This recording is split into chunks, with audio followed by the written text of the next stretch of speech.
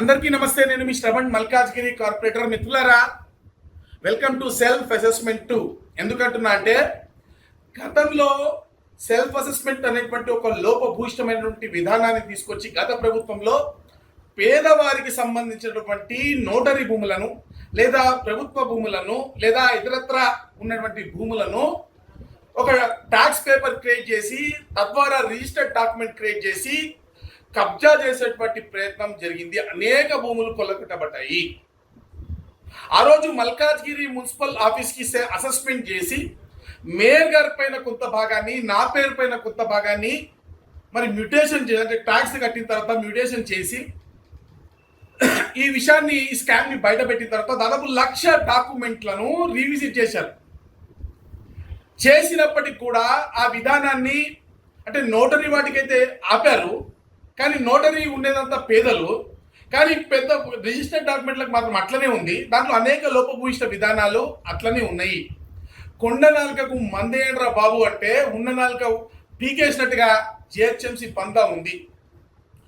Self అసెస్మెంట్లో ఉన్నటువంటి లోపాలను సవరించండి అంటే ఈరోజు పేదోడి నోటరీ భూములు ట్యాక్స్ పేరు వాళ్ళపైన ట్యాక్స్ కన్వర్షన్ కాకుండా వాళ్ళపైన డాక్యుమెంట్గా మారే పరిస్థితి లేకుండా, వాళ్ళకి లోన్స్ వచ్చే పరిస్థితి లేదు, వాళ్ళపైన ట్యాక్స్గా మారేటువంటి పరిస్థితి లేదు, భూములు వాళ్ళ పేరు పైన పూర్తిగా హక్కుదారులుగా మారేటువంటి పరిస్థితి లేకుండా జిహెచ్ఎంసీ చేశారు. కానీ నోటరీ డాక్యుమెంట్స్ ఉన్న దగ్గర జరగాల్సిన తప్పులు చాలా జరుగుతూనే ఉన్నాయి. సెల్ఫ్ అసెస్మెంట్ పేరుతో అండర్ అసెస్డ్ ప్రాపర్టీస్ చాలా ఉన్నాయి. దాన్ని రీవిజిట్ చేసి అండర్ అసెస్డ్ ప్రాపర్టీస్ని మరి, అంటే ఇప్పుడు 10 రూపాయలు వేయాల్సిన ట్యాక్స్ దగ్గర పెద్దోడు ఏం చేస్తా ఉన్నాడు, రూపాయి ట్యాక్స్ చేస్తా ఉన్నారు. దీన్ని వీళ్ళు అప్రూవ్ చేస్తూ ఉన్నారు.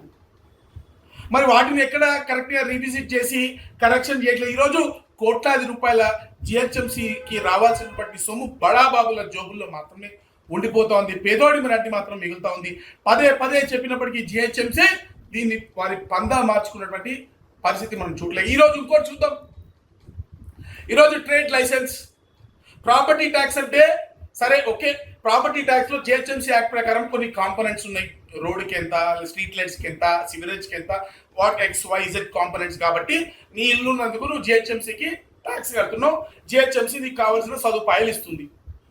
మరి ట్రేడ్ లైసెన్స్ కడతా ఉన్నారు కదా వ్యాపారవేత్తలు. మరి ఏం ఫెసిలిటీస్ ఉన్నారు మీకు? ఇంకో విషయం చెప్తా. ట్రేడ్ లైసెన్స్ పైన అదనంగా గ్రీన్ ఫండ్ పేరుతో అదనంగా డబ్బులు తీసుకుని మళ్ళీ ఆ రూపంలో కూడా నడ్డి విరుస్తూ ఉన్నారు. పోనీ ట్రేడ్ లైసెన్స్లు ఏమైనా సక్రమంగా చేస్తూ ఉన్నారా?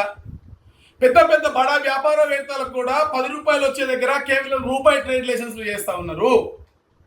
కానీ పేదోడికి మాత్రము చుక్కలు చూపిస్తూ ఉన్నారు.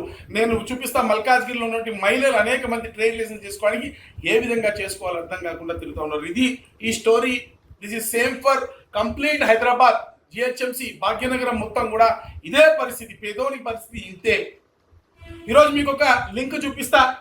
మరి ట్రేడ్ లైసెన్స్ ఏ విధంగా ఈజీగా జనరేట్ అవుతుంది. దీనికో అంటే టెక్నాలజీ ఇంత అడ్వాన్స్డ్గా ఉన్న తర్వాత జిఎస్ సర్వే లాంటివి పెద్ద పెద్ద సర్వేలు చేస్తున్న జిహెచ్ఎంసీలో కోట్లాది రూపాయలకు గతంలో ఉన్నటువంటి పెద్ద మనిషి ఒక ఆయన ఐటీ మినిస్టర్గా ఉండే, ఈరోజు ఇంకో పెద్ద మనిషి ఐటీ మినిస్టర్గా ఉన్నాడు.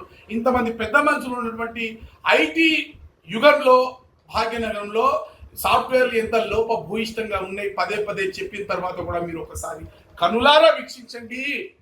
నేను అడుగుతా ఉన్నా.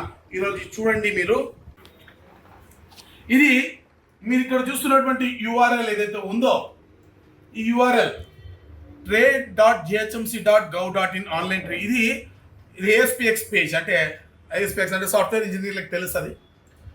ఈ పేజ్లో పోయి రిజిస్టర్ చేయాలా ఆన్లైన్ అప్లికేషన్. నేను ఓపెన్ చేసిన తర్వాత నేను ఎవరి పేరు పెట్టాలి? నాకు మా అక్కని, నాకు అందరికన్నా ఇష్టమైన మా అక్క గద్వాల విజయలక్ష్మి, మా అక్క సొంత అక్కలకు అక్క ఏమనుకోకు. లాస్ట్ టైం మీ పేరు పెట్టినందుకు బాధపడ్డారు. వేరే వాళ్ళ పేరు పెడితే కొడతారేమో, మీరైతే కొట్టాలనే ఉద్దేశంతో మీ పేరు పెడుతున్నా అంతే.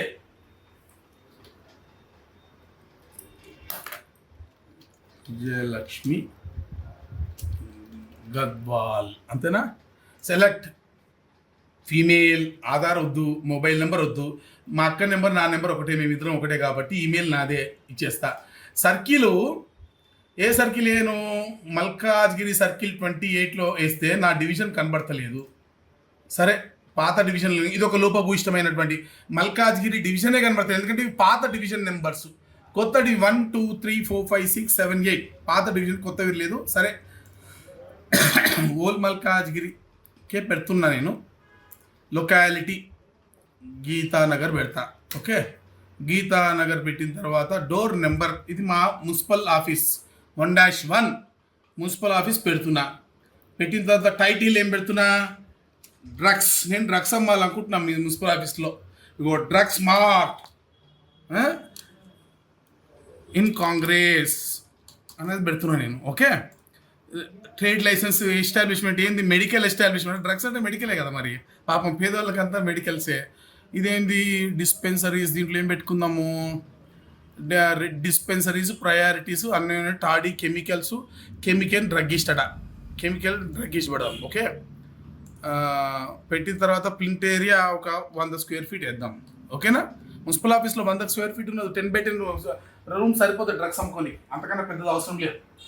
సింగిల్ లేన్ పెడదాం చాలు డ్రగ్స్ అమ్ముకోనికి. రోడ్ పెడితే 25th వచ్చింది. ఓకేనా, సరే ఇక్కడ నేను లీజ్ అగ్రిమెంట్ చేశాను చూడండి, ఐ డోంట్ హ్యావ్ అని పెడుతున్నా. ఓకేనా, అట్లాగే నా డాక్యుమెంట్ నేను అప్లోడ్ చేస్తున్న డాక్యుమెంట్ మీకు చూపిస్తాను. ఇది నా లీజ్ అగ్రిమెంట్, నాకు లేదు అని పెడుతున్నా. ఓకే, డికాయ్ ఆపరేషన్కి వాడుతున్నటువంటి జేపీజీ ఫైల్ ఐడి ప్రూఫ్ పెడుతున్నా. నా ఐడి ప్రూఫ్స్ ఏమున్నాయండి, నా సిస్టమ్ కొంచెం స్లో ఉంది, ఏమనుకోవద్దు. కాస్త ఓపికతో చూస్తే అన్నీ క్లియర్గా కనబడతాయి. ఎందుకంటే పేదోడి సిస్టమ్ కాబట్టి కాస్త స్లోగానే ఉంటుంది. ఇప్పుడు ఐడి ప్రూఫ్ డాక్యుమెంట్గా నా ప్రియతమ ముఖ్యమంత్రి, మల్కాజ్గిరి మాజీ పార్లమెంట్ సభ్యులు, తెలంగాణ రాష్ట్ర ముఖ్యమంత్రి వర్యులు మా రేవంత్ అన్న ఫోటో. మా రేవంత్ అన్న ఫోటోనే నాకు ఐడి ప్రూఫ్. ఎవడు తెలంగాణలో ఎవడు మా రేవంత్ అన్న ఫోటో పెడితే నాకు లైసెన్స్ ఏందో మనం తేల్చుకుందాం ఈ రోజున. మా రేవంత్ అన్నది ఐడి ప్రూఫ్. లీజ్ అగ్రిమెంటు నాకు ఐ డోంట్ హ్యావ్ అని పెట్టాను, పీడిఎఫ్లో ఇదే ఉంటుంది. ఓకేనా, ఇప్పుడు మళ్ళీ ఇక్కడికి వచ్చాను. ఇక్కడికి వచ్చిన తర్వాత ఐడి ప్రూఫ్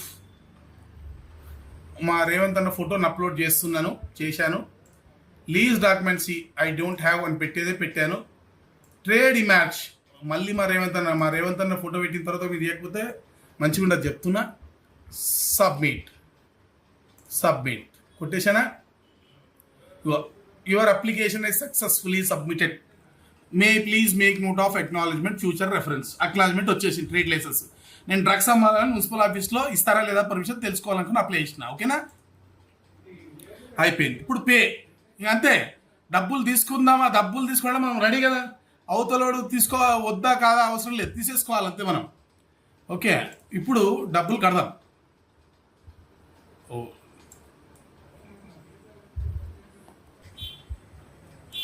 కొడతా ఉన్నా. గూగుల్ పే యూపీఐ ఐడి కొడుతున్నా.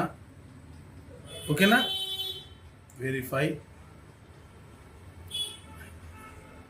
ఆఫర్ అప్లైడ్ అంట. ఏం ఆఫర్ అప్లైడో ఏమో.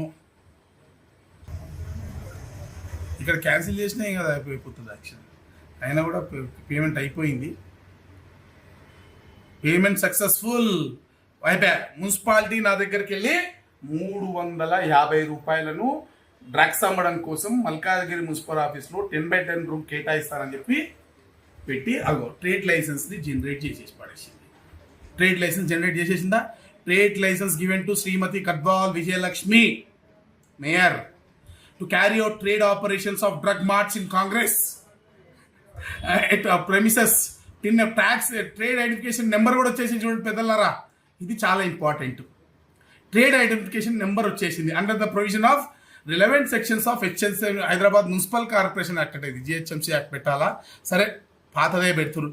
In conformity with terms and conditions to set fourth relevant bylaws and subject to factuality of the particulars furnished in the application, self-assessment form, undertaking, documents subject to whatever fee is 300 రూపాయలు. Green fund 50 రూపాయలు.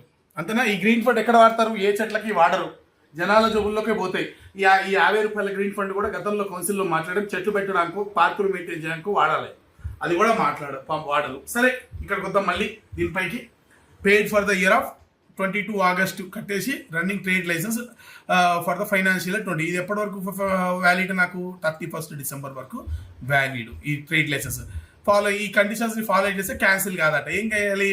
Trade deem to be suspend if any particular items consider found to have contravened resizes whatever. Okay, eating establishments ఉంటే licence is only for trade పర్పసే. Drugs అంటే ట్రేడ్సే కదా, drugs అంటే ట్రేడ్లే కదన్న, drugs అమ్మడం కూడా ట్రేడ్సే కదా.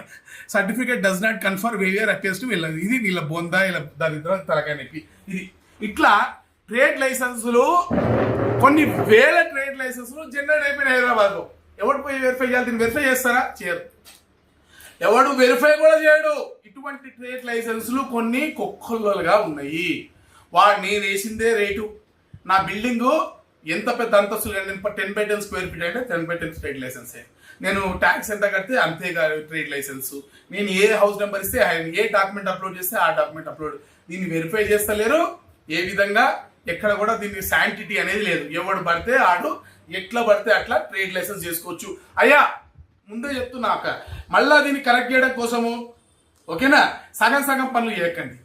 చేస్తే సెల్ఫ్ అసెస్మెంట్ లాస్ట్ టైం చేసినటువంటి 1,00,000 డాక్యుమెంట్ల రివ్యూ, ఇప్పుడు చేసిన ట్రేడ్ లైసెన్స్ ఇవి మొత్తం కలిపి కూడా ఇవి 1,00,000 ఉన్నాయో 2,00,000 ఉన్నాయో ఇవన్నీ కలిపి ఒక ప్రాపర్ రివ్యూ చేయండి. ముఖ్యంగా మీ సాఫ్ట్వేర్లో లోపాలను చూపించడానికి నా జోబుల్లో డబ్బులు, సరే నేను పెట్టుకోలేకపోయినా మా స్నేహితుడు పెట్టుకుంటూనే ఉన్నాడు, ఆయన జోబుల్లో డబ్బులు ఖర్చు అవుతా ఉన్నాయి, మా డబ్బులు కూడా మాకు వాపస్ ఇప్పియండి. ముఖ్యంగా ఒక డిస్క్లైమర్ కూడా, ఇది కేవలం సిస్టంలోని లోపభూయిష్ట విధానాలను బయట పెట్టడానికి మాత్రం చేసిందే తప్ప మరో ఉద్దేశంతో కాదు. అన్యతా భావించద్దు. నన్ను జైలుకి బయటపోతుంది. మీ మొన్న చేసినట్టుగా మీ కాంగ్రెస్ పార్టీ, మీ అధికార పార్టీ మరి మళ్ళీ ఒకసారి నన్ను జైలుకి పంపించద్దని చెప్పి బతిమలాడుకుంటున్నాను. మీకు చేతనైతే ఈ లోపాలను కరెక్ట్ చేసుకోండి. అనేక మంది, లక్షలాది మంది పేద ప్రజలు బాధపడుతున్నటువంటి భాగ్యనగరంలో మీ సిస్టమ్ని కరెక్ట్ చేసుకోండి.